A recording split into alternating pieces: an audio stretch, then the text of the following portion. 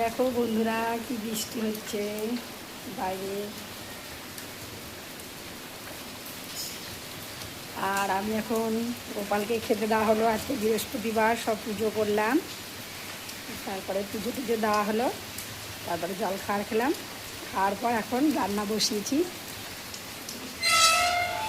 ডাল বসিয়েছি। আর এই যে একে খেতে ভালোবাসো, মিষ্টি কুমড়ো রান্না করব। আর মিষ্টি কুমড়ো দিয়ে পুঁই শাক আর আমের চাটনি খাবে, বড়মশাই বলেছে, এর জন্য চাটনি হবে। আর পটল ভাজা করব, আমাদের বাড়ির জমির পটল আছে, পটল ভাজা করব। কে কে খাবে চলে এসো আমার বাড়িতে। আর তোমরা সবাই কেমন আছো? ভালো তো? সব ধারেই বৃষ্টি হচ্ছে খুব, সবাই ভালোভাবে থেকো, সাবধানে। ওয়েদারটা খুব খারাপ যাচ্ছে। আর এইভাবে সবাই আমার পাশে থেকো বন্ধুরা।